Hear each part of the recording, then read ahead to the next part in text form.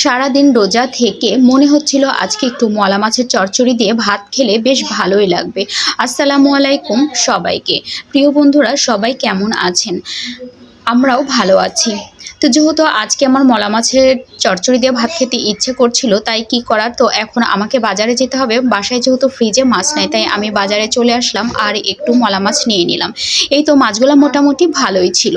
তো এখন মাছগুলোকে পরিষ্কার করে কাটাকাটি ধোয়া করতে হবে। তো মাছগুলোকে আমি এক চুটকি দিয়ে কেটে নিলাম। তারপরে যেহেতু মাছগুলো কষ্ট করে কেটেছি আর ছোটো মাছের দামও থাকে, সব থেকে বড় হলো কাটা খাটনি, তো মাছগুলোকে আমি 3 ভাগ করে নিয়েছি। 2 ভাগ ফ্রিজে রেখে দিব আর 1 ভাগ রান্না করব। আর এদিকে কিছুটা মাছ আমি নুন হলুদ দিয়ে মাখিয়ে নিয়েছি।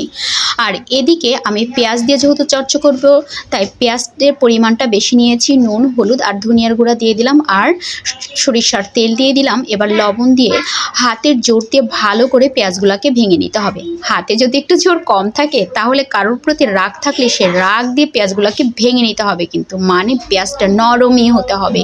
তারপর যাই হোক পরিমাণ মতো পানি দিয়ে দিলাম এবং উপর দিয়ে এই তো মাছটা ছিটিয়ে দিয়ে দিলাম।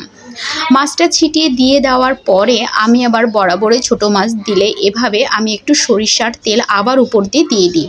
মনে হয় তেলটা দিলে বেশ ভালো সুন্দর একটা মাখো মাখো হবে, এটা আমার মনে হয় আর কি। আপনারা না দিতে চাইলে কোনো ব্যাপার না, না দিতে পারেন। তো এই পর্যায়ে আমি ঢাকা দিয়ে দিলাম।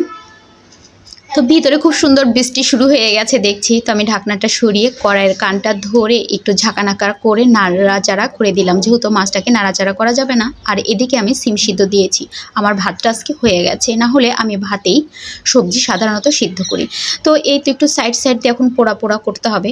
চচ্চড়িটা মানে চারদিক থেকে একটু চড়চড় করবে, পোড়া পোড়া হবে, তেল ছাড়বে, তবেই কিন্তু মলা মাছের চচ্চড়ি খেতে মজা। এদিকে সিমের মধ্যে আমি একটু কাঁচামরিচ দিয়ে দিলাম সিদ্ধ হয়ে যাওয়ার জন্য। আর এদিকে আমি মার্কেট করার স্বপ্ন দেখছি কাঁচামরিচ দিতে দিতে, যে কখন আমি আমার ছেলে মেয়ের জন্য একটু কেনাকাটা করব, আমার নিজের না হোক। তারপরে যাই হোক স্বপ্ন ভেঙে আবার আমি আমার মাছের কাছে চলে আসলাম। তো দেখছি মাছটা খুব সুন্দর চড়চড় হয়ে গেছে, চারদিক দিয়ে তেল ছেড়ে দিয়েছে। আমি চুলাটা বন্ধ করে দিলাম। তারপরে এদিকে ইফতারের একটু কাটাকাটি করলাম। আর সেই স্বপ্নের গল্প মানে মার্কেটের গল্পটা আমি আমার মেয়ের কাছে করতে আসলাম। মেয়ে আমার কথা শুনে হাসছে যে, আম্মু তুমি ইফতারের প্লেট নিয়ে মার্কেটের গল্প করছো? তো বললাম হ্যাঁ। তো এই তো আমার মাছ চচ্চড়ি আপনাদেরকে আমি লাস্ট লুকটা দেখিয়ে দিলাম। সত্যি অনেক মজা হয়েছে। ছোটো মাছ অনেক উপকার, আপনারা তো জানেনই, বাচ্চাদের জন্য অনেক উপকার। তো আমি ইফতারের পরে ইফতার সেরে এই তো খাবার নিয়ে বসে গেছি আলহামদুলিল্লাহ। সেই সাথে একটা টমেটো আর কাঁচামরিচও নিয়ে নিলাম। ভাত মুখে দিয়ে কাঁচামরিচ কামড় দিতে যে কি ভালো লাগে কি বলবো। তো যাই হোক, তো প্রিয় বন্ধুরা সবাই ভালো থাকবেন, সবার জন্য অনেক অনেক শুভকামনা রইল। আল্লাহ হাফিজ।